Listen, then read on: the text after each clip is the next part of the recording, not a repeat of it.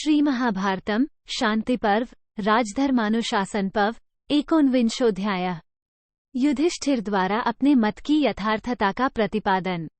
युधिष्ठिर बोले, तात, मैं धर्म और ब्रह्म का प्रतिपादन करने वाले अपर तथा पर दोनों प्रकार के शास्त्रों को जानता हूँ। वेद में दोनों प्रकार के वचन उपलब्ध होते हैं, कर्म करो और कर्म छोड़ो, इन दोनों का ही मुझे ज्ञान है। एक, परस्पर विरोधी भावों से युक्त जो शास्त्र वाक्य है, उन पर भी मैंने युक्तिपूर्वक विचार किया है। वेद में उन दोनों प्रकार के वाक्यों का जो सुनिश्चित सिद्धांत है, उसे भी मैं विधिपूर्वक जानता हूँ। 2, तुम तो केवल अस्त्र विद्या के पंडित हो और वीर व्रत का पालन करने वाले हो। शास्त्रों के तात्पर्य को यथार्थ रूप से जानने की शक्ति तुम में किसी प्रकार नहीं है।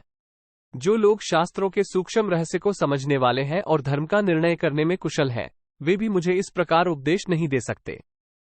यदि तुम धर्म पर दृष्टि रखते हो तो मेरे इस कथन की यथार्थता का अनुभव करोगे। 4, अर्जुन, कुंती नंदन, तुमने भ्रातृ स्नेहवश जो बात कही है वो न्याय संगत और उचित है। मैं उससे तुम पर प्रसन्न ही हुआ हूँ। 5, संपूर्ण युद्ध धर्मों में और संग्राम करने की कुशलता में तुम्हारी समानता करने वाला तीनों लोकों में कोई नहीं है। धनंजय, धर्म का स्वरूप अत्यंत सूक्ष्म एवं दुर्बोध कहा गया है। उसमें तुम्हारा प्रवेश होना अत्यंत कठिन है। मेरी बुद्धि भी उसे समझती है या नहीं, यह आशंका तुम्हें नहीं करनी चाहिए। 7, तुम युद्धशास्त्र के ही विद्वान हो, तुमने कभी वृद्ध पुरुषों का सेवन नहीं किया है, अतः संक्षेप और विस्तार के साथ धर्म को जानने वाले उन महापुरुषों का क्या सिद्धांत है, इसका तुम्हें पता नहीं है। 8, जिन महानुभावों की बुद्धि परम कल्याण में लगी हुई है, उन बुद्धिमानों का निर्णय इस प्रकार है। तपस्या, त्याग और विधि विधान से अतीत ब्रह्मज्ञान इनमें से पूर्व की अपेक्षा उत्तरोत्तर श्रेष्ठ है। 9, कुंती नंदन, तुम जो यह मानते हो कि धन से बढ़कर दूसरी कोई वस्तु नहीं है, उसके विषय में मैं तुम्हें ऐसी बात बता रहा हूं जिससे तुम्हारी समझ में आ जाएगा कि धन प्रधान नहीं है। 10, इसमें बहुत से तपस्या और स्वाध्याय में लगे हुए धर्मात्मा पुरुष देखे जाते हैं तथा ऋषि तो तपस्वी होते ही हैं। इन सबको सनातन लोकों की प्राप्ति होती है। कितने ही ऐसे धीर पुरुष हैं जिनके शत्रु पैदा ही नहीं हुए।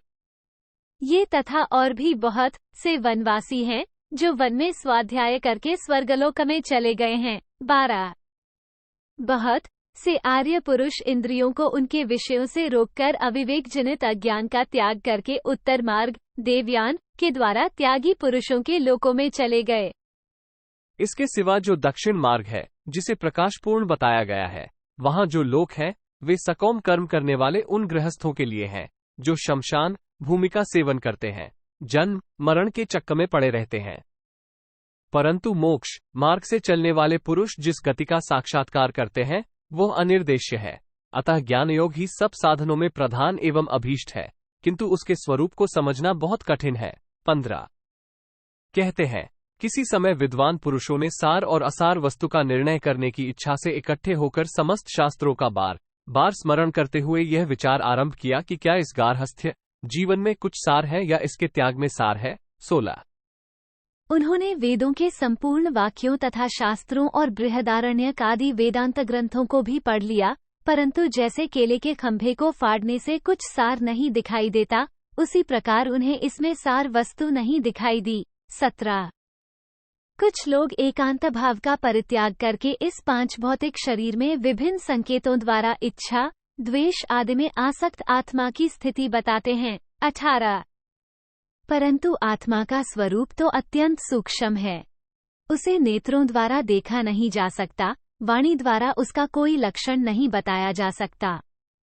वह समस्त प्राणियों में कर्म की हेतुभूत अविद्या को आगे रखकर उसी के द्वारा अपने स्वरूप को छिपाकर विद्यमान है। 19, अतः मनुष्य को चाहिए कि मन को कल्याण के मार्ग में लगाकर तृष्णा को रोके और कर्मों की परंपरा का परित्याग करके धन जन आदि के अवलंब से दूर हो सुखी हो जाए। 20, अर्जुन, इस प्रकार सूक्ष्म बुद्धि से जानने योग्य एवं साधु पुरुषों से सेवित इस उत्तम मार्ग के रहते हुए तुम अनर्थों से भरे हुए अर्थ धन की प्रशंसा कैसे करते हो। 21, भरत नंदन, दान, यज्ञ तथा अतिथि सेवा आदि अन्य कर्मों में नित्य लगे रहने वाले प्राचीन शास्त्रज्ञ भी इस विषय में ऐसी ही दृष्टि रखते हैं। 22। कुछ तर्कवादी पंडित भी अपने पूर्वजन्म के दृढ़ संस्कारों से प्रभावित होकर ऐसे मूढ़ हो जाते हैं कि उन्हें शास्त्र के सिद्धांत को ग्रहण कराना अत्यंत कठिन हो जाता है। वे आग्रहपूर्वक यही कहते रहते हैं कि ये आत्मा, धर्म, परलोक, मर्यादा आदि कुछ नहीं है। किंतु बहुत से ऐसे बहुश्रुत, बोलने में चतुर और विद्वान भी हैं, जो जनता की सभा में व्याख्यान देते और उपर्युक्त असत्य मत का खंडन करते हुए सारी पृथ्वी पर विचरते रहते हैं। 24। पार्थ, जिन विद्वानों को हम नहीं जान पाते हैं, उन्हें कोई साधारण मनुष्य कैसे जान सकता है? इस प्रकार शास्त्रों के अच्छे अच्छे ज्ञाता एवं महान विद्वान सुनने में आए हैं, जिनको पहचानना बड़ा कठिन है। 25।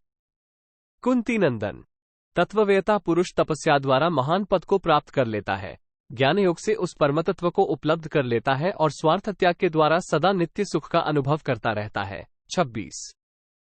इस प्रकार श्री महाभारत शांति पर्व के अंतर्गत राजधर्मानुशासन पर्व में युधिष्ठिर का वाक्य विषयक 19वां अध्याय पूरा हुआ। 19।